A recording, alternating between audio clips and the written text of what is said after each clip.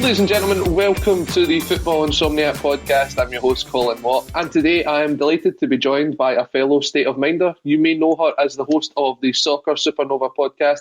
You may have seen her on a Celtic State of Mind, but if you haven't seen her for the first time, welcome to the podcast, Amy Canavan. Amy, how are you doing? Thanks for having me, Colin. I'm doing okay. Yeah, it's a bit earlier than I usually see you, so I'm a wee bit groggy. I really am not a morning person, but yeah, for you, fine. I'll get up that bit earlier. Sort of ruins my routine. I've said to you before, I like doing I like getting up, having my cup of tea, and doing my makeup and all that jazz while watching the Insomniac. So you've really ruined my routine. So like I say, if ACSOM's bad today, we all blame you. We really do. I've not got my flow. As you said, a regular watcher of the podcast, which is nice to see, and there's plenty of people that watch it. The last couple of shows with Anthony Joseph and with Alison Conroy have done really great numbers, and the trend will continue today with yourself on the show, so it's good to have you on. We will be speaking about what went wrong at Barcelona. So much has happened over the last week there, so many intricate things that we probably can't even discuss because they're going into legal discussions, but we'll try and cover as much as we can. It's almost like the Holyrood inquiries going on over in Spain as well. We'll also be taking a look back at a topic we discussed last week, which was the Scottish lower leagues. It now seems as though the leagues have been given the go-ahead to go, but do the teams want to play? This is what it's coming down to. It all comes back to money, interestingly. So does Barcelona. We'll be looking at Amy's dream football dinner party, seeing who she would have over, and she's just told me before we came on air that we should be expecting a very interesting selection in the food department. She's had this well thought out, so let's see how that goes. And we'll also take a look at Amy's career in journalism so far, what she inspires to be going forward, and some of the stories that she's picked up working at Bonnie Rose. So again, a big welcome to everyone who's watching us. We were delighted last week to be the show that made us get through 10,000 subscribers on A State of Mind YouTube. Delighted to bring that up on air last week. So please continue if you haven't already done so. Subscribe to the channel, click on the bell for notifications. We're also live on Twitter and on Facebook. Get your comments in, and if you've got any questions for Amy, we'll bring them up later on in the show.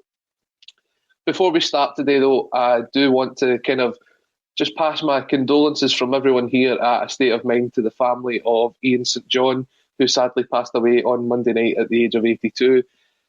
A pioneer, it has to be said, in terms of media with himself and Greavesy. A fantastic footballer, not only south of the border, but also for Motherwell, and someone who gave us all when appearing for his country. It was a real shame to see that he'd passed away. Amy, obviously it was before our time, but is there anything you know of the saint himself? Like I say, it all sort of stems, it's sort of to do with the dinner party as well. It all sort of stems back to my dad. My dad's a big Liverpool fan. So yeah, I've heard the stories and that from him. It's even slightly before his time, in the sense that when he was getting into Liverpool. But like you say, it's tremendously sad, and what legacy left at Liverpool, and like you say up here as well at Motherwell. His transfer pretty much signs gives the stand at Motherwell. It pays for the stand almost. So yeah, it's really sad. And like you say, he's done a lot for the country as well. And Jungle Lion just joining us here saying, just on my break in work, it was nice for you to drop in, but typical Scotland, only 21 caps for Ian St John, and that just shows you the way the kind of Scotland team was picked back in the day, that someone of his talent only had 21 caps. It's the same Jimmy Johnson only having a handful of caps as well. We just didn't seem to get the talented players on the park, and yet we were still so successful as a country. It just shows how far the standards dropped over the last 20, 30 years. Yeah, absolutely. It's a really odd when you look back over the years. Again, sort of hear it all from my dad now. I understand, like at the time we had the great pairing, the Aberdeen pairing up in centre half, but you look at Alan Hansen, he's winning European Cups left, right and centre with Liverpool, and how many Scotland caps has he got? Then he's sort of one of those ones as well that, like, if he was English, he'd be hitting about 100 caps. I absolutely loved them down there. So yeah, there's a lot of players over the years that you just like 20 caps, like say Jimmy Johnson as well. It's just a deep-rooted problem somewhere in the Scotland setup. Yeah, so obviously everyone here at State of Mind passes their condolences on to Saint's family, and we know it must be horrible what you're going through right now, so all the best to them. I also want to bring up a quick story just before we go into the main talking points, and it's something which I'm not sure a lot of people will know about, but Scotland and Fulham midfielder Kevin Mcdonald is about to go under surgery to get a new kidney. He's been playing football for the last 12 years with chronic kidney disease, and in that time has shown just what's possible. He's went on and made 5 appearances for Scotland. He's got promotion into the Premier League. He was playing some of the best football of his career, and he will be going under the knife next month, and he hopes to get back to football. Perhaps he'll maybe even make his way back to his famous Dundee. It's a fantastic story, and it just shows what can be done if you believe in yourself, Amy, doesn't it? Yeah, it really is. Kevin McDonald, he's one of those ones a few years ago, like you say, when Fulham were really running it in the Championship, and people were like, yeah, get him in the side. This was before John McGinn really hit the international scene. Like you say, Kevin McDonald's 32, so he's just a little bit ahead of that. But I think he was getting touted to break in replace like your James Morrisons and Robert Snodgrass and sort of shift them out the way, and he was part of that generation that never really came for Scotland, that turnover that was needed, but instead the slog sort of continued.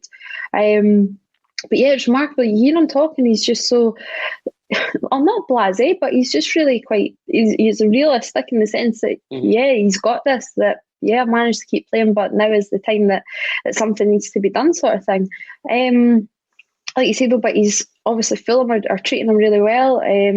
He's doing some coaching with under 23s as well as still training a few times a week, still getting to go with the match day squad on game day. So yeah, it's like you say, it's a remarkable story, and you just got to wish him all the best, because he generally does come across just one of those good guys. You never really hear a lot of bad things about him, alongside Tom Kearney as well. Like I say, it was that partnership that really thought could have broke into the Scotland squad, but just never really did.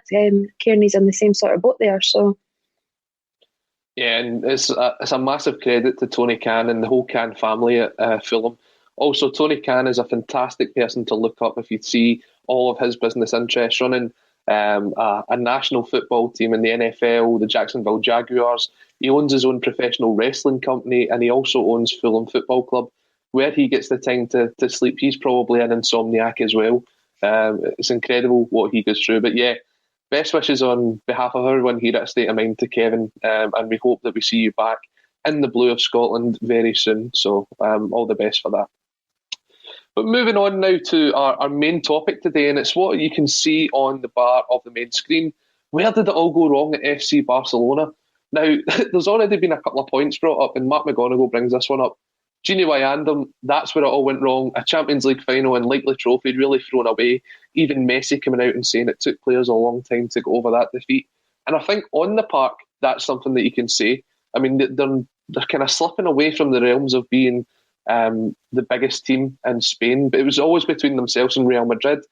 But off the park, it's a complete different story. Off the park, there's rumours that they could be going bust. They could cease to become a football club, which for someone like Barcelona just seems completely unthinkable. And it was only this week that former president of Barcelona, Josep Maria Bartomeu, I probably murdered that saying, was arrested along with 3 other members of the board. And it all comes round to a potential contract with PR company i3 Ventures to do online social media work at the club. Now, if anyone hasn't heard the story, I'll quickly go through it. Basically, some of the work involved painting a more positive image of the president, whilst at the same time slandering the image of some of the current players, including Messi and Piqué, and formerly also Xavi as well. Now, that doesn't seem to be completely corrupt to an extent, but it does get worse allegedly I3 were getting paid 6 times the going rate to do this work. And they were also involved in decisions in the boardroom level which they should never have been involved in. Because of this and fans' protest, the president, Bartomeu, resigned in October 2020 following fan protests, and defender and captain Gerard Piqué actually called him out on this, and he said that basically he didn't know what was going on, which has now turned out to be a lie. They're now under investigation by the Spanish police. They're in serious amounts of debt. They could be going bust, and it just looks as if it's a soap that's going on behind the scenes. It's like EastEnders, but the Spanish version at Barcelona. Where do you start, Amy? This is like you say, this is incredible. I don't know. It is a really difficult one where to start, and like you say, a lot of it is going into legal sense now. So you really you've got to be careful what you say. But it's just like you say, the bankruptcy thing, that's sort of, he's been tiptoeing around. There's been speculation on that for a little while, but again, that just is because you're looking at like the transfer business, and all those claims are always sort of coming about financial fair play. I don't think they've actually ever been questioned for that, but I could be wrong. But I think somebody said there, wage bills certainly don't help, but neither does spending ridiculous amounts of money on Dembele, Coutinho, Griezmann. I mean, this is massive money. And yeah, obviously they got cash back for Neymar, but it's just a slippery slope over there, and it's one that is just, you really just want to avoid at all costs. On the pitch, like you say, that's a whole different ballgame. Everything just sort of seems to be catapulting altogether. So I don't know what you think about it, but like I say, the intricacies and all of that's sort of goes above my head. I just sit there and go, like you say, it's going to that legal stage now, and you want to sort of stay out of it a little bit. I just find it incredible that a club with the stature of Barcelona can have this going on in the background. And it's not as if it's like something that's just happened and it's now coming to light. This has been going on for the past 4 or 5 years, by what we're seeing in the reports. And it has forced certain players out of the club, which just shows you that maybe the financial pressures are getting to the point where they do have to start trying to move this generation of talent on, but they're trying to do it in the light that, oh, well, it wasn't our fault. We did everything we could to keep them at the club, but the players wanted to move on. And you could see that with Messi this summer when his contract was up. I mean, suddenly when they found out they were getting absolutely nothing for him, it was a case of, oh, no, we need to keep him. We're going to give him a new deal. We're going to do this. We're going to do that, which is completely understandable because, okay, Messi's on something like £50 million a year, but he brings back more than that in shirt sales and sponsorships and image rights and things like that. So it's understandable you want to keep someone that is a generational talent like Messi at the club, but they can't keep going on in the way they're going. And Mr. Briggs brings up a great point here, saying their academy has deteriorated. Barca's best players in the last 15 years or so came through the academy, and they have a poor success rate when it comes to signings. I mean, Braithwaite is their number 9.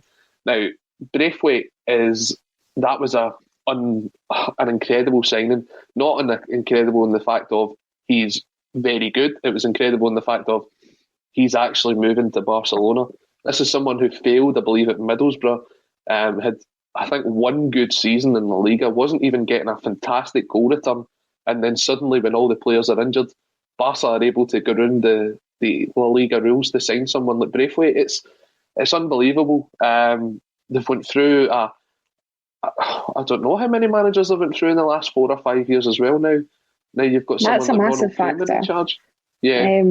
Like you say, so there's a lot of on the pitch issues, but it does sort of that Bridge is the manager. I don't think Barcelona have really been Barcelona probably since like your Enrique days. There's, like you say, the Koeman one's just. I don't think anyone. I think it's an odd one at the time. Obviously, like leaving the Dutch position, and it was just everything around that. Sorry, it was just odd in the sense that club wise, what has Ronald Koeman actually done? I think maybe a trophy or so at Ajax, but it was a total and utter disaster at Everton. Now you look at Ancelotti and Everton are sort of riding high, and it's the best Everton side I've seen in a few years. And Koeman, it just, he's a name, and like you say, player-wise, absolutely tremendous, but managerial-wise, it's not really, he's not got the best reputation behind him. So getting that gig was sort of surprising, sorry.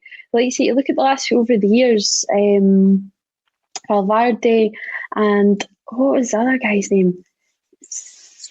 Began with an S. I know. I've not got Sienta.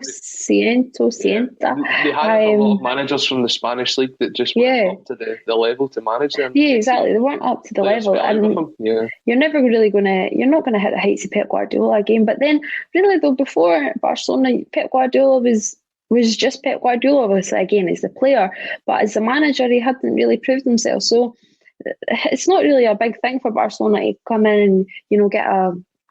Now, they're never going to get Mourinho or Ancelotti after Real Madrid, but it's not. They don't go for the names. They sort of go for that.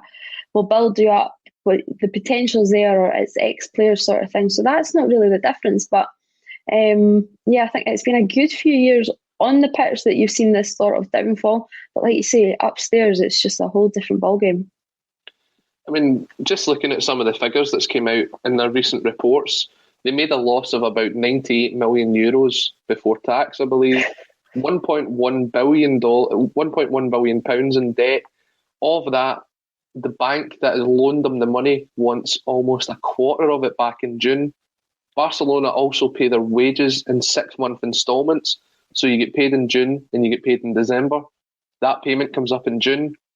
I was just reading as well that they also owe over £174 million in outstanding transfer fees, £48 million to Ajax for De Jong, £35.5 million to Liverpool for Coutinho, and £12 million to Gremio for Arthur Melo, a player that actually isn't actually at Barcelona anymore. Someone that has now moved on to Juventus as part of the deal to bring. I've totally forgot the player that they brought in as part of the swap deal there. But it's just unbelievable where all this money comes from. £50 million in wages to Messi, £174 million in transfer fees, £236 million owed to the bank. I think there's a serious risk here that Barcelona could be another team that ends up going into administration and then potentially liquidation, because who's got that kind of money right now that can bail a team like that out? Sounds like monopoly money, doesn't it? It's sort of like, there's this is so mind, but like that money you used, that pretend money you used to get from the early learning centre. It's that sort of stuff. This isn't real money. This is crazy figures. And like you say, can you justify it? No, not really. Messi, I'm not justifying the money that Messi's on, but you sort of see the lure there and the need to keep Messi. You really do. More than anything, to keep the fans on side. Because, again, that's just another disaster in itself. You talk about the disconnect between Celtic and the fans.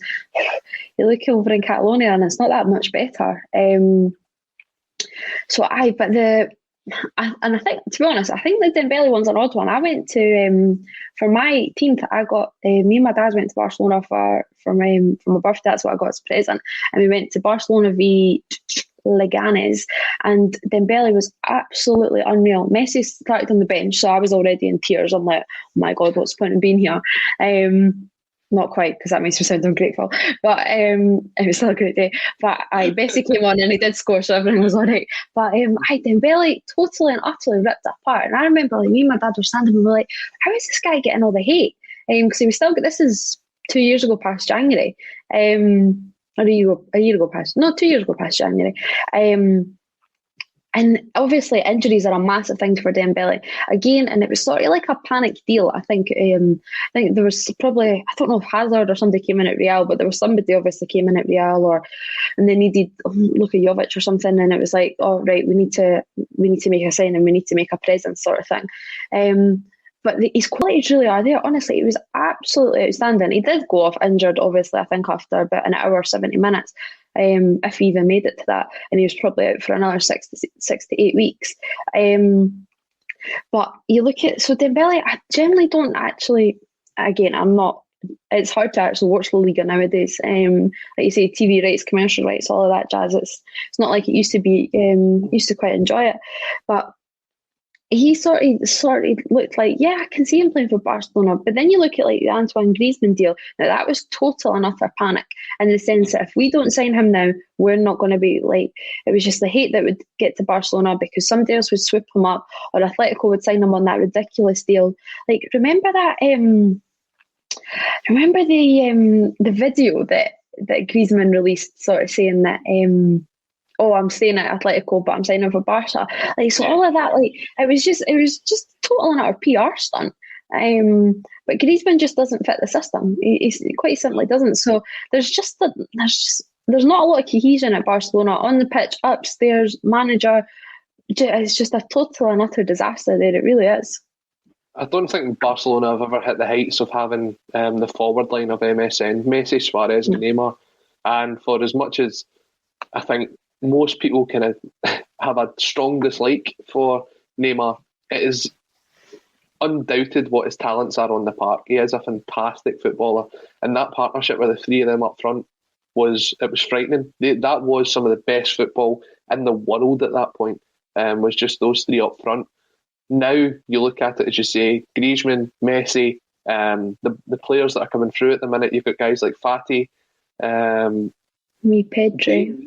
They need the players coming through to sell them on, but they're not selling them on. You take a look at some of the players that have come through the academy since Xavi and Iniesta. Piqué, they had to get back from Manchester United. Guys like Bojan, who was tipped to be this fantastic, outstanding player, the next Messi, ends up at Stoke. I actually don't know where he is now, but he didn't make it to the level that they were looking to. Pedro, guys like that, just never quite made it to that level. And Mr. Briggs is right. You have to look at the academy and the money that you're putting into it to get the investment back. But they're not. A lot of these players left on free transfers, a lot of them left for next to nothing. And this is why they find themselves in the financial position that they're in, because they continue to overpay for guys like Antoine Griezmann, like Ousmane Dembele. And it's just not paying off for them. They're not winning the trophies. They're now probably the third force in Spanish football behind Real Madrid and Atletico. They're in serious, serious trouble. And well, not even mentioned, sorry. And the biggest reason is that, like, we've not even mentioned the absolute disaster he letting Suarez go to Atletico for free. Like, that is the biggest. Oh, there we go. What great timing!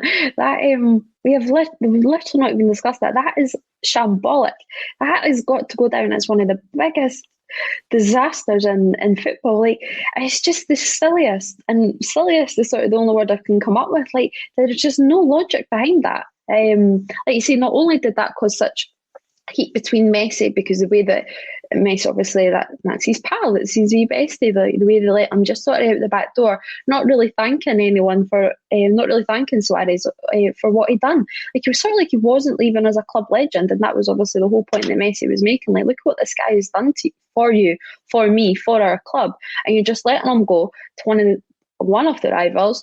Because again, even like obviously Zidane came back in and sort of rejuvenated Real, but Real are not the force that they were 5-6 years ago. They're simply not. They're not really. Neither of them are. So Atletico have quietly always sort of been there, and nobody. It was maybe going to go one of two ways between Suarez and Simeone. They were either going to literally be at loggerheads, two madmen, or they were just. It was just sort of going to work out, and obviously it has, because Simeone sort of sees himself in Suarez. That's obvious. I don't know who's the less mad, to be honest. One bites, one fights. So, but it's just going so well at Atletico. João Felix, there you go. Moussa Dembele's only made maybe one appearance or something like that since he signed. I don't, to be honest, for Dembele, I don't know if that's actually the best deal for him. And with Suarez still there, I don't know if there's maybe something going on behind the scenes that Suarez won't be there next year. But to me, he looks pretty happy. But that's an absolute disaster that they just let Suarez go just like that. Like, I remember just a few weeks ago, there was a chat on uni, probably on Energy Sport, the Twitter. Check it out. I do have to plug it because the boys are going mental at me that I'm not plugged it enough on my show. I'll talk about them later. But we were having a discussion. I think I said Shane Duffy was the silliest transfer of the summer. in the way that it just never turned out, or the worst transfer of the summer just because it didn't work out. And they went, you're actually an idiot. Like, the worst transfer is Suarez, in the sense that it just sort of went so under the radar and nothing really. Like, why lets that? How is anybody thinking, yeah, that works, let him go like that? It's an absolute joke. But then it just completely sums up the way that Barcelona have been run over the last couple of years. And then Messi's going to leave this summer on a free transfer as well.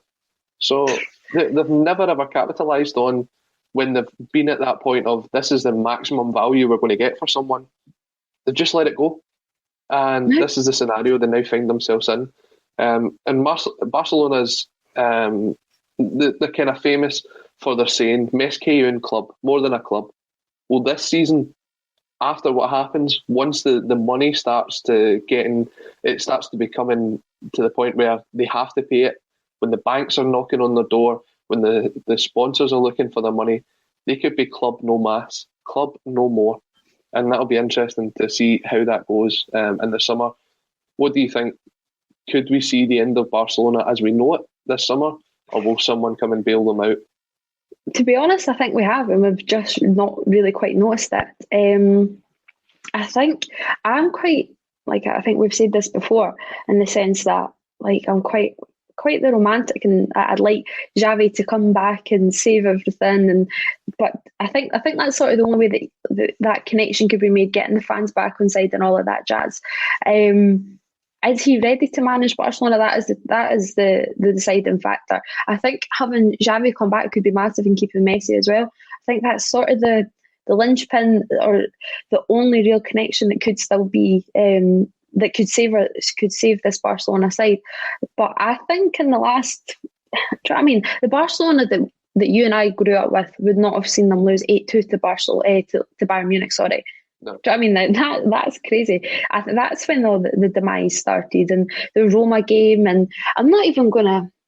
The Liverpool game, I think that wasn't even like defensive issues from Barcelona. That was more just attackers didn't really turn up, but Liverpool were absolutely extraordinary. And sometimes you just got to tip your cap to the other side. And I would give that one to Liverpool, I really would. But Roma and Bayern Munich, 8-2. Like, see, this is Barcelona here. Like, I remember just sitting there and laughing, and everybody was the same, laughing, but also I think the laughing was trying to kind of hide the sort of disappointment and I'm like, whoa, what are we witnessing here? This isn't the script. And it's something that we could see repeated. They're already 4-1 down to PSG in the last 16 of the Champions League. It could happen again. I think they play Sevilla tomorrow night in the Copa del Rey semi-final, already 2-0 down, 5 points behind in the league, having played a game more. This summer is pivotal to the survival, I think, of Barcelona. This will either be Barcelona's reborn, the rebirth of Barcelona, and they will once again become Més que un club, or I think the shutters will be coming down and it'll be club no mas, and something certainly worth keeping an eye on in the summer. Get your points as well as the presidential elections. It's the elections, isn't it? Next week? There's so much. Yeah, and it's a fan-owned club, so where's the investment going to come from? There's so much. We could speak about Barcelona for the whole hour, just with how much of a shambles they've been on and off the park this season. But we do have other points to discuss. But if you have any comments on what we've mentioned on Barcelona, do get involved in the chat. A point I want to bring up is what I spoke to Alison Conroy about last week, and it's the return of the lower leagues in Scotland. Now, you've actually got a vested interest in this, doing some work for Lowland League side Bonnyrigg Rose, and we're going to touch on that shortly, because they were not even put up for consideration when Nicola Sturgeon made the announcement yesterday. Was it yesterday, the day before, that the leagues would be coming back, the Scottish Cup would be back? And again, big kudos to someone that's been on this podcast before, Ewan Robertson, who broke the news in the Daily Record last night that the Scottish Cup is due to return, with the second round being played on the 23rd of March. Now, there's still a lot of teams in that second round that are in the Highland League, that are in League One and in League Two. But I also read this morning that the teams in League One and League Two now want their season to be classed as null and void because they can't afford the testing. Now, this just seems like a complete... It seems like a shambles to me that they've now went and they've put all this effort about getting the teams back and getting them back playing. Now they don't want to. So what was the point in the first place? Right, so it's mass communication issues. What a shock from the SFA. It really is. I didn't know that this morning, like I say, I'm not a morning person, so I have not read anything this morning. So I had no idea that they don't want to pay for testing because they can't afford it or whatever. I think the weirdest thing, like trying to break it down, there's just weird, like I say, it's communication issues. Yesterday, when it came out and I read it, the testing would take place on a Thursday. Is that right? For League One and League Two? Right? Yep. What's the point in that? These guys are majority of them are part-time, bar maybe Partick Thistle, but I don't even know if they're maybe being part-time now. But majority, okay, but well, yeah, I think that, yeah.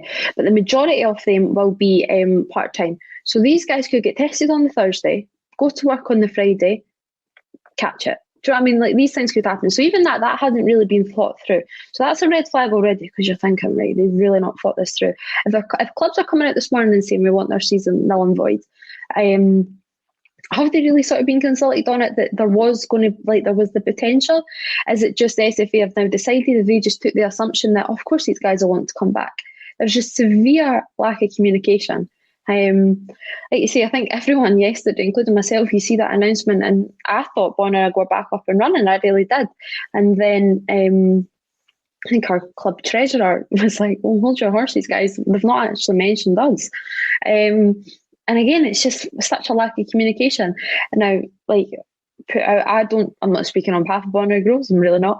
Because to be honest, we've actually not had that much discussion about it, and because we have no idea where we stand.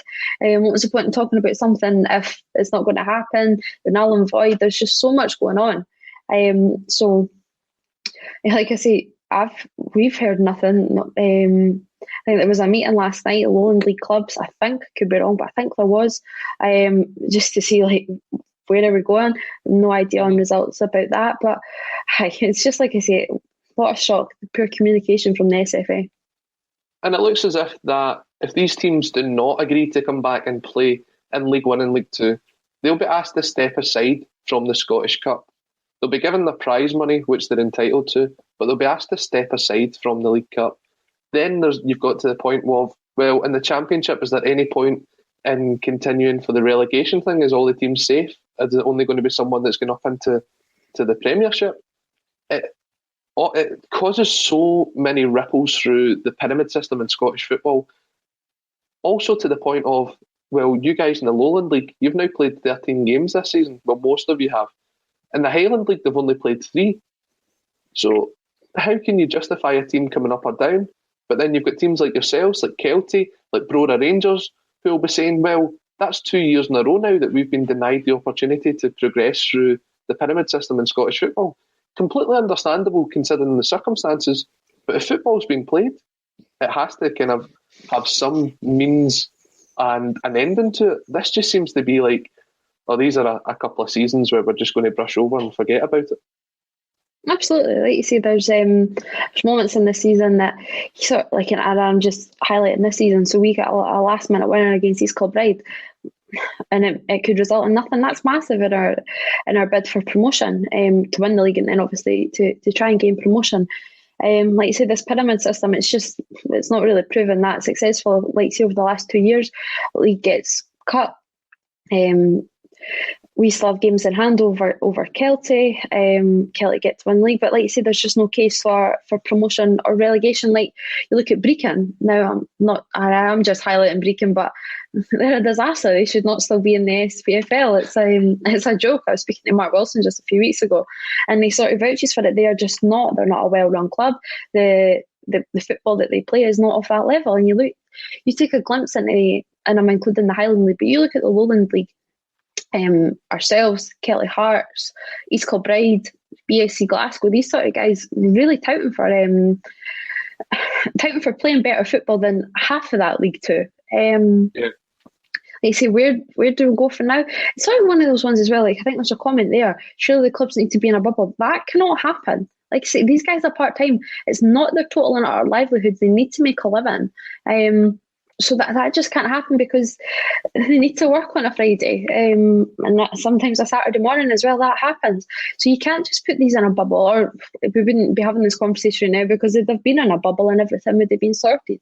But I don't know, like you've got guys out injured, like that affects personal life. So you're sort of like, God, I got injured for literally nothing, in the sense that like you just no win, no loss this year. Um, it is just disappointing. It really is. You're sort of sitting in a loo period, and just twiddling your thumbs, waiting for that update the other day before the SFA update. It was like there is no update. Like that sort of just sums everything up. That was the biggest load of nonsense that I have ever read. Like just didn't release anything. Like it is an absolute joke. Only the SFA could literally muck it up as much as they have. I mean, it's such an awkward position to find yourselves in.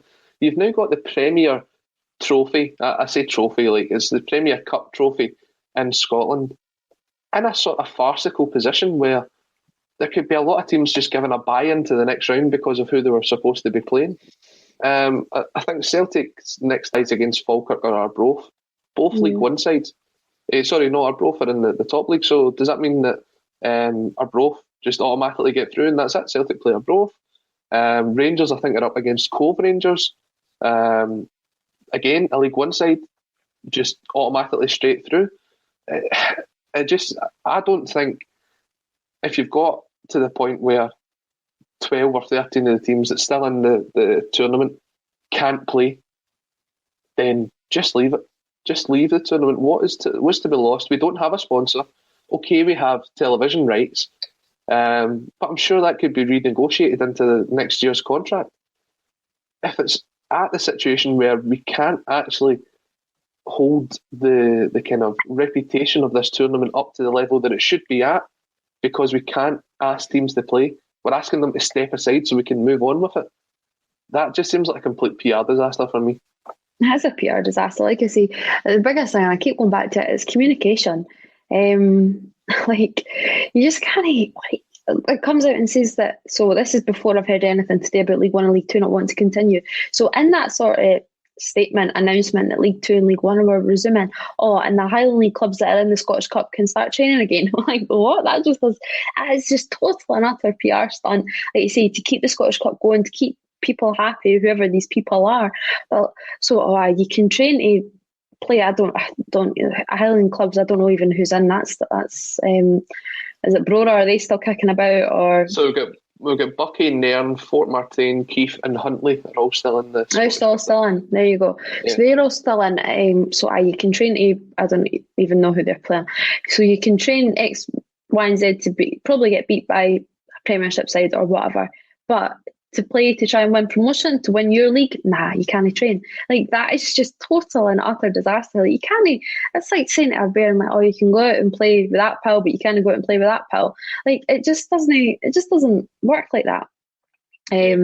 So it's just keeping the boys in the suits happy. Do you think that potentially this move from the League One and League Two teams to say that basically, well, we can't afford the testing, so we just want to null and void it, is a move to try and get additional funding from the SFA or maybe from the Scottish Government that will allow the players to play? I mean, there's talks that this testing could cost from now till the rest of the season an additional £30,000, which doesn't sound like a lot, but for some League One and League Two teams, that's maybe 30-40% of the playing budget for the season. It is a lot of money. I don't know, because you don't know the ins and outs of these things. Like I say, but this discussion shouldn't even be happening. The SFA can't be coming out and saying you can resume, but they don't want to resume. That there has to be conversations going on behind saying, right, we're going to say you are going to resume, and then the flags come out and go, well, we actually don't want to. This is just a disaster. It's like a game of to and fro. I don't know. Like you say, I don't know the reasons why they don't want to resume. And well, obviously it's because of the testing, but are they not getting, I don't know, where the grant money's going. The grant's a whole different kettle of fish. That's just been an absolute joke. I don't know, it is just a mess. It's an absolute disaster. Like I say, the fact I go to sleep last night thinking League One and League Two I'm back, and now you're getting told that they don't actually want to be back. What a mess. It's something that we're probably going to have to discuss again on here once we find out what the actual outcome is. Again, it's just like Barcelona. It's another drama that seems to be getting prolonged as the season continues, and it's probably 3 or 4 times now we've brought this up in the Insomniac, and there's still no outcome to it. a lot of people coming in with their suggestions saying perhaps they kick out the lower league teams, maybe that they have to bubble that we spoke about before. But there doesn't seem to be a scenario that suits everyone unless you can get all the teams back playing football.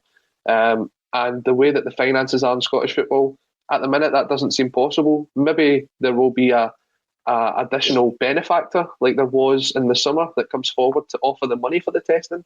But we'll just have to wait and see what happens. So, lower leagues, Barcelona. It only makes sense for us to move on to the topic everybody comes in to watch. This is the one where we get to know more about our guest. And today I'm joined by the host of the Soccer Supernova podcast, Amy Canavan. It is the Dream Football Dinner Party.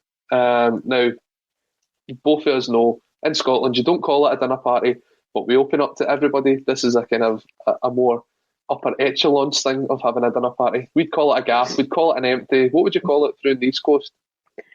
Just a gaff, probably. A gaff's where we're at. Aye.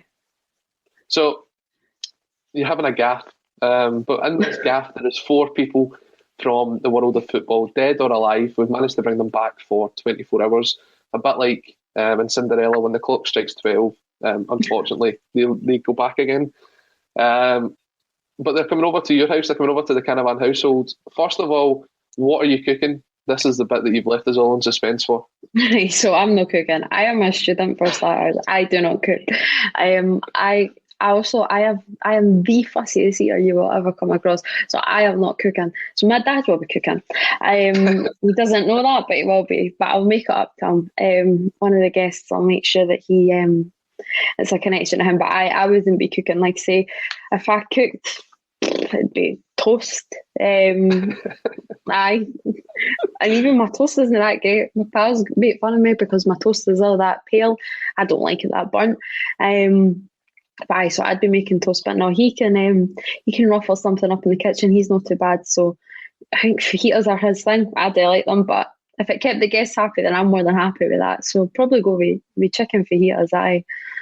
Chicken fajitas. I wonder if that will have a say on who will be coming into your house for the dinner party, for the gaff. Who's the first person at the door with a bottle of wine? So with a bottle of wine, the first guest, I'll have my own first guest. I'd go Joe Ledley. What a shock. Okay. Joe Ledley, when I growing up, he was just my total and utter idol. I think I was just at that age that I got into football quite young, in the sense that I watched your Nakamura's and all that at Celtic and all of that. So Ledley wasn't like the first player that I sort of seen, but he's the first player I totally and utterly fell in love with. Everything about him. I think I'm right in saying that his last goal was against Partick Thistle, at New Year for Celtic, and I was there. And the goal was just dedicated to me. I know it was. I just know it was. You can say different, but I know it was to me. And he only scored because I was there. But I just, honestly, like I said, I had a wee picture of him in my room, and it was on my wall for a wee while, but I just totally and utterly loved him. I loved him in that midfield as well. Different partnerships with Wanyama, with Key, with Brown. I just loved everything about him, and I think he went really underrated during his time at Celtic. I think he'd done a lot of work that sort of just went unnoticed because there was other big names. There was your Gary Hoopers on the side, a very young James Forrest, say Scott Brown at that time, Chris Commons. There was just a lot of good players on that side. You look at even the back, but Joe Ledley for me was just totally and utterly. That is the first player that I think I cried at when he left. It was one of those moments that was a proper dagger to my heart. It really was. Then the beard came along. That was a further dagger to my heart. But Joe Ledley was just the be all and end all for me. He really was. You weren't one of the ones that fell for the Joe Ledley Twitter scam at the minute, were you? No, because I knew he was better than that. I did. For anyone that's not seen it, basically Joe Ledley's Twitter account was hacked for about 6 weeks. It seemed to go on forever. He was offering cheap PS5s. He was offering so much information that was apparently coming from Joe Ledley And even when Joe Ledley was on Soccer AM, the guy was still tweeting out, so he clearly wasn't keeping up with what Joe was doing. But yeah, Joe Ledley, first one into your household, obviously an idol of yours, someone that you admired greatly growing up. Is it maybe? I just sit there with big beady eyes. I would just love that. Sorry, what were you going to say? I was just going to say, maybe this next person's here for your dad then, guest number 2. All right, we can go to that. So for my dad, if he's cooking, I may as well bring somebody along and keep him happy. It's Kenny Dalglish. My dad, he was totally and utterly infatuated by Kenny. He obviously went down to Liverpool, and that's sort of where the connections came around it. Keep a wee eye on Liverpool, and so does he. But for him, Kenny was just the man. I've watched all the documentaries out there, every single video about him. I really have. I can actually hear him in the kitchen right now. Obviously, he's cooking the dinner. Can stop running that tap. He's obviously not watching me, that's great. But I might take Kenny out if he's not even paying attention to me. Stuff on, I'll bring in somebody else, I won't. But I'd still go for Kenny for my dad. Absolutely. It was just, he's the screensaver on his phone, which says a lot. Like, he's got 2 kids, and Kenny Dalglish is still the screensaver on his phone. So that sort of shows the pedestal that my dad's got him on. But I can't really begrudge him with that. He's done great things for Celtic and Liverpool, and he's a total great. So I wouldn't mind having Kenny along as well. So I think one of the things that kind of epitomises the man that Kenny Dalglish is the way that he reacted after the Hillsborough disaster. The way that he was there to support the families that had lost people, and his actions on the day and ever since, being such a kind of a staunch supporter of the Justice for the 96 movement, and a fantastic man. He's done so much in his career. He's had so many things that have happened to him personally as well, and he's always come out with that smile on his face. A fantastic man, and I can see why your dad admires him so much. Maybe not enough to have yourself and your brother not on his phone, but I mean, sums it up. I get that. I get that. So Joe Ledley, Kenny Dalglish, who is the third person in the Canavan household? The third one, I'm really keeping it Celtic orientated. I'm sorry, I have realised that, but I don't really care. Bertie Auld. So Bertie Auld, I've got a great story about Bertie Auld. Me, I was 11. So we were on a family holiday. Like I said, I was 11 and we were out in Tenerife or something. We were out in Tenerife. And anyone who's been out there knows the Hoops Bar. Stevie's an absolute legend out there, and you have a great time. So we were out there, and my mum, being my mum, she recognised this guy, and she's like, I really recognise him. This, like, we're out in Tenerife. And my mum's still like, nah, I really recognise this guy. So she sends my dad to go, excuse me, are you Fate Alki? And he's like, I actually am. Turns out this guy and my mum lived like in the same street growing up. And like, it was crazy.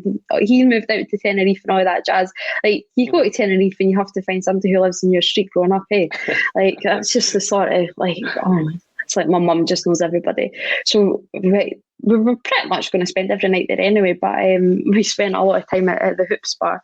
And it was coming up, I think it was Charlie and the Boys' 25th anniversary, and it was coming up that they were playing somewhere in wherever we were, Los Cristianos. They were playing somewhere. So I'm 11, which means my brother's 9 or 10. So we really are just bairns. And we're seeing all these posters for Charlie and the Boys, and they're playing like the night before we leave. So it's a Friday night, we were leaving the Saturday morning. So we were like, oh, Mum and Dad, like, they've seen like Charlie and the Boys back here. But we're like, that's pretty amazing. So we kept going back and all that, and everything was great. And then I think the actual Friday, Mum and Dad were like, oh, they're letting you go to Charlie and the Boys. So we'd heard my dad go like to Charlie and the Boys over the last few years and had all these great guests like Frank McAven and all that. Like I say, we went into this Irish bar in Tenerife, went upstairs. I think we were sort of snuck in a little bit. Probably wasn't the best stunt, like I say. We were 9 and 11. We were kicking about with J2Os and all that. But Bertie Auld was the guest. So he was their speaker and the side guy. But so we go, and like I say, me and my brother, we're the only sort of bairns there. And we get our picture taken, and Bertie just like sort of instantly took to us. So we get our photos, and my dad's getting all his photos with the European Cup and all of that jazz. And then my mum gets a photo, and Bertie takes my mum aside and goes, "Do you know what? You've got two absolutely terrific children there. You've done a really, really good job." So like, and he was just so lovely in the way that he was like saying, "Oh, you've really brought your kids up well. They're really mannerly bairns and whatever, and really well behaved." Because we were just sort of sitting in awe at night, like, this is amazing. Like 9 and 11, this is just a whole different world. It's already a great holiday. My mum does not shut up about that. That Bertie all told her that her bairns are great. But I think it just speaks a lot for the man that, like, just the way that he sort of kept looking over at us all night, and we were just looking at him like, and we had them, those playing cards that you get through the Celtic store, and I think one of the I don't know if it's the clubs or whatever, it's all the Lisbon Lions. So we took Lisbon Lions in the grey, and Bertie signed our playing cards.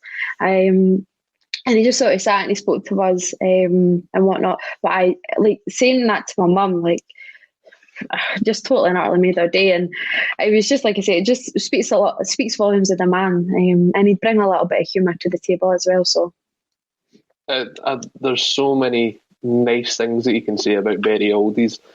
Not just as a Celtic legend, but just a legend of Scottish football. The man is a complete gentleman. Anytime I've been in his company, he's always had a smile on his face. He's always wanting to tell a joke, and it's incredible still to see him kicking about at this age, getting to the games and stuff like that. So once we're back in the stadiums, I'm sure wee Bertie, wee 10:30, he'll be one of the first ones at the turnstiles trying to get. Absolutely. So Joe Ledley, Kenny Dalglish, Bertie Auld, who completes the quartet at the table? So Paul McStay completes it.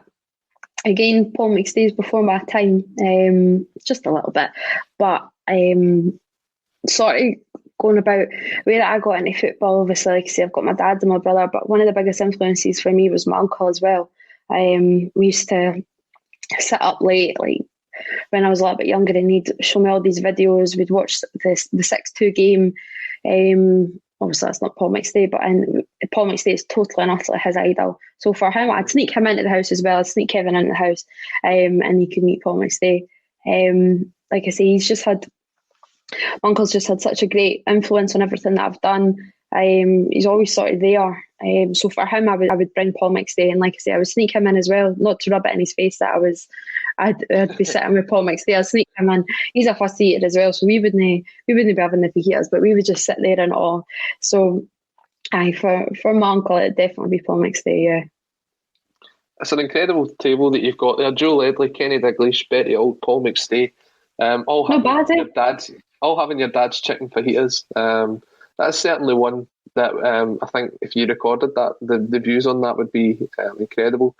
Just a comment coming in here. You'd need to invite old Chico at the Rose if King Kenny's going. Is that something you know? Do you want to elaborate on that? So Chico is our chairman, Charlie Kirkwood. So Kirky Oz, I don't know if that's going to be. I don't know whose username that is. It could be Kyle. They're all big. Chico's a big Celtic fan as well. There's not many of us kicking about in Bonnering, to be fair. But Charlie's Celtic mad, so he can come along. Him and my dad go way back as well, so Charlie can have a bit of the fajitas for sure. And that kind of takes us on nice as a lovely segue into the kind of final topic of the show today, and that is the fact that we have you on the show. A lot of people have seen you for the first time in the last sort of couple of months on A State of Mind, on the Celtic State of Mind, and now your own show, the Soccer Supernova. But you've been doing a lot of work for Bonnie Rig Rose now for a number of years. Where did it all start for you? When did it come to the point where you thought, I want to get into journalism and particularly into football? So that goes way back. I was in primary and I was playing football and I was playing basketball. I was sort of doing everything. I really was. And like I say, I'd grew up and I can always sort of remember sitting watching Sky or probably Setanta back in the day, and I used to, like up in the top corner where it says like the teams.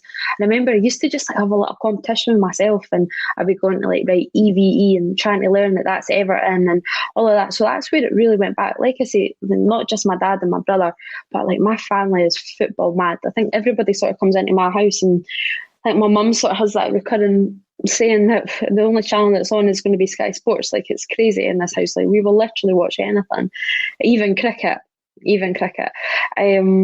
So it goes way back, and I've got 3 uncles, and my gran lives in this massive, beautiful park. And we used to just go out and play football all the time. Me and my brother, we're the only sort of like the young bairns, so we would go out and we'd be playing with my uncles. So football's, it's just always been there. It really has. And then I was playing football at school. I was captain of the girls' team and everything like that. And I think I was always sort of good at my English as well. I remember just like my mum worked at the school, and a teacher went, she should really maybe go into sports journalism. And sort of, she's like, you could combine our two sort of loves. So I went into high school sort of going, yep, I'm going to be a sports journalist. Now, it's crazy, like at high school, that you're literally 12 and they're wanting you to plan out your career. So I'd sort of always had that in the back burner, but then you obviously it comes and goes, and you're like, oh no, I want to do something else, just because it sort of got monotonous thinking that that's always what I wanted to do. But I had great teachers at school as well. There's a few that just really were like, no, this really is something that you need to go into. Because then, unsurprisingly, that sort of doubt comes in. You don't really see female journalists, sports journalists, so we're like, oh, Kelly Cates is out there, but and obviously there's more and more now. But at that time, you're just sort of thinking, is that really an industry that I want to go into? Is it one that I'll get into? Is it one I'll be successful in? So all of that comes and goes. But like I say, I had really good teachers who kept me on the straight and narrow. Applied for uni. I applied for a few places. Stirling, 2 courses at Stirling, Edinburgh, Napier for journalism. And then I was actually thinking about doing history at Edinburgh and at Dundee as well. But stuck with journalism, stuck with Napier purely so I could stay at home. Stirling was the plan. If you look at Stirling with the sports facilities there, I was like, this is where I want to go. Yeah, the campus is unreal. But I went with my mum on the tour, and I hated the accommodation. Now, I am no snob. I am really no snob. But I was like, I can't live here. I can't, like, Princess can't live here. But I just did not take to it at all. So I went to Napier. I'm in 3rd year now, so I just doing journalism. It's typical. Last year we were doing sports journalism module. It gets cut off because of COVID, so that's just typical. But we're really lucky at Napier. It's like I say, I touched on it earlier, but Energy Sports, our website, ironically, which I've just never really wrote for because I'm Mrs. Big Shot, so I don't need to write. But I appear on the podcast because I don't mind talking about writing. I'm bored of that now. But it's a great website there, so I'd strongly urge anyone to check that out, Energy Sport. They're sort of kicking about at all the grounds as well, so you'll see a few of the guys. But there's a really solid base there. And it's an award-winning website, so there's some really, really good content, and it's a really good place to be and to sort of like improve. So I like I say, I never actually have wrote for the website. So the Bonner Egg came around this time last year actually. So there's a guy called Stephen Watson. I see that comment, Jack. That is the editor of Energy Sport. There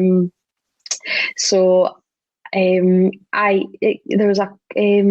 a tweet went out. I think maybe Jack commented on it, and it was Stephen Watson who does a lot of PR stuff, and he put out that the Bonner Rose were looking to build a media team sort of thing. So I think it's all those ones that's like, it's not what you know, it's who you know. So one of the guys commented on it, and then I just sort of went from there. I think I maybe seen Sean McGill, who I do it with. I think maybe seen him comment, or it was Jack Donnelly there, and I was like, oh, I fancy a wee bash at this. So I applied, and then it took a long time to hear back. Like, I remember, like, I was literally checking my emails every 2 minutes. Like, it was proper obsessive, because I was like, this is like a really good opportunity. It's 2 minutes up the road. My dad's club growing up. It just seemed to be a really good fit. So then it came to the June. I got it. Kyle's middle name is Douglas. There you go. And we got it in the June. So, like I say, the season had been cut off.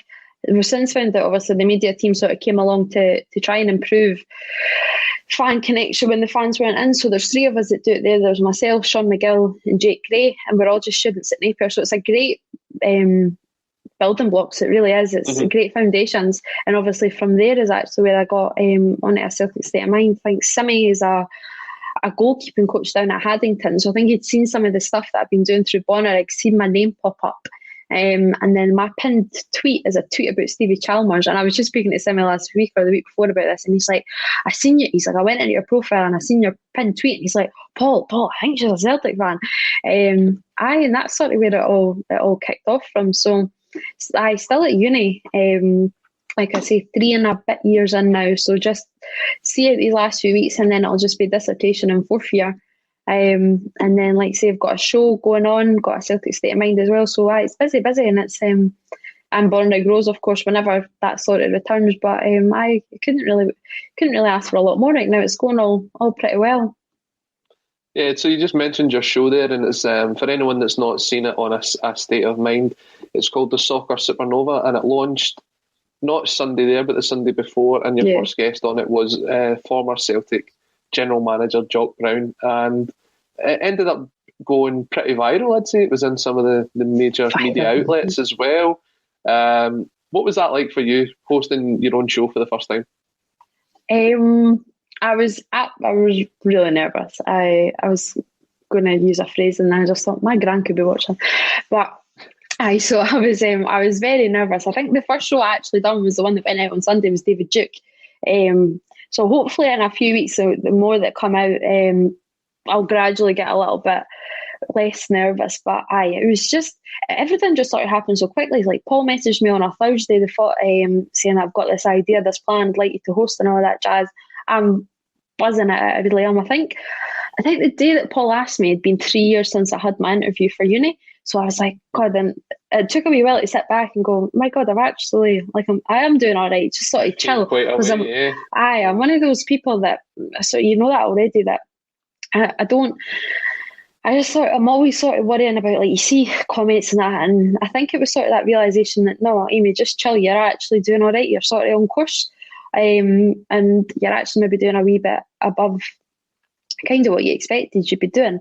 So it sort of came along at the one time. So I think the Thursday, and then I'd sort of like was telling my pals, or just, I think even just my really, really close pals, like maybe even just my best friend, but everything was sort of kept under wraps. And then the following Thursday, I actually think I had my first interview with David Duke.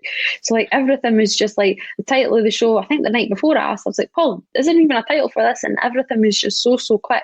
In a way, I think it went better because I never had any sort of time to, like, I am quite pessimistic in the sense that I'd be like, oh no, can't do this. Like, my God, you should have seen the tears and tantrums about that first show going out. Like, I was at work, so it made it really hard. Because it goes out Sundays at 8, but I work at I still work, so I am in Tesco's as the show's going out. So I'm like literally with my best friend Neve, and I'm literally like crying in the bathroom, crying this. I'm like, I don't want it to go, can't have all of this jazz. So I'm very, very nervous about it all, but like you say, that it went down fairly well. The reception was, I couldn't really ask for anything else, because I think everyone sort of got their preconceptions of Jock Brown as well. I think what makes it a little bit trickier is obviously it was before my time in that sense, so I had to do a lot of extensive research, just because I wanted to get everything right. Mm-hmm. But it's went down well, and I, like you see, 5,000 odd views, so it's not too bad, is it? Just putting that one out there. And claiming. I know. I wish I should have checked it before to get it more accurate. Damn it. So, I mean, just before we wrap up, then, what is your kind of goals for the future? What are you aiming to do? Obviously, we had Alison Conroy on last week, and I can ask the question for you. You'd asked me to ask her the best kind of approach to getting into journalism, how you can start off, and obviously she's went through the same process you're going through right now. So, having had that experience now, what is your goals for the future? What is the kind of targets for you going forward? It's a really hard one. I think even Paul maybe asked me this last week, maybe in preparation for this, and I never really took it on board. But I'd really, like, in all honesty, I don't know. You ask me, I don't know, even 2 years ago, and I'd still be saying, Sky Sports is where I want to be. I want to be Sky Sports journalist, doing this, breaking this news, breaking that. I think fundamentally that probably still is the aim, because it is quite conflicting in the sense that at uni, obviously, we sort of get like plunged along the tangent that there's a difference between, you know what I mean, hard hitting journalism and I'm not saying because the Celtic State of Mind is not a blog, this is proper intellectual contributors here, but there's sort of, they really like to sort of divide the fan media and then actual media. But right now, like, we know ourselves how much the mainstream media are going to fan media. Look how often Paul's on Sky and Natasha's on Sky. It's the way to go because it's the way that you pull in viewers, because that is where fans want to hear their information from now. What's the point in hearing from the mainstream media when you, like, do you really want to, the prime example is, do you want to be watching Sky Sports halftime analysis, or do you want to be watching a Celtic State of Mind? Now, I know where I watch, and it's not Chris Boyd. So it's just one of those ones that I don't actually know. Like, I think I'm in quite a privileged position right now, in the sense that I'm comfortable enough where I am. Everything's sort of going as well as it could be, and I'm liking what I'm doing. Because at the end of the day, I'm still just a student, and where that leads me is a totally different avenue. So come back to me maybe next year when the show's maybe been kicking around for a while. But right now, I'm more than happy where I'm going, and who stops at presenting? I'm just going to run Sky Sports. aim for the stars, and if you hit the moon, you've done well. Joseph McGonigal coming in saying, "No need to be nervous, Amy. Doing a grand job." And I think I'll send him a tenner. Yeah, exactly. It's going to cost you a lot of money. I say £20 when he comes on and says they enjoyed being on the show. I enjoyed being on the show. we didn't set that out beforehand, so but no, it's been an absolute pleasure having you on the Football Insomniac today. We've covered so many topics, and again, just want to pass our best wishes on to Fulham midfielder Kevin Mcdonald as he undergoes his surgery on a replacement kidney. And I mean, it's been a fantastic hour, just been over an hour now. So a big thank you to everyone who has watched us on Facebook, on YouTube and on Twitter for all the comments that's coming in, even the guys from the rig that have been into Wind Up Amy. The Rose. The Rose, is it the Rose? Sorry, the Rose. The Rose. The rig. God, Colin. So sorry, I need to brush up on my lower league knowledge. But just a final point here from Highland Paddy 2. Are these two on again at 12:30? Yes, we are. Myself and Amy will be hosting. I don't know if that's a good thing or a bad thing, Highland. You can let us know. But we will be hosting the Celtic State of Mind Bulletin live at 12:30. So we'll give you guys 20 minutes peace before you see us back on your screens. But Can I go have a cup of tea first? Can I go have a cup of tea first? You can go and have a cup of tea, yeah. Grab yourself a sandwich, do whatever. There's going to be a chilled out bulletin at 12:30. Needed. But until then, and until next week, I will be joined by BT Sports commentator Rory Hamilton. I'm excited to have him on the show. And you can't go for me to Rory Hamilton. Are you joking? It's the same level. Surely not. That's 20 quid you owe me now. That really is. You owe me now. And then the following week is St Patrick's Day, and we have a special Irish guest lined up for St Patrick's Day as well. So look forward to bringing that one to you. But a big thank you to everyone who has been watching so far today. Please do like, share, and subscribe to A State of Mind. Share the podcast with your friends. Let's continue to let this one grow. And until 12:30, if you're coming back to watch us on the Celtic State of Mind, then we'll see you then. But if not, I will see you all next Wednesday.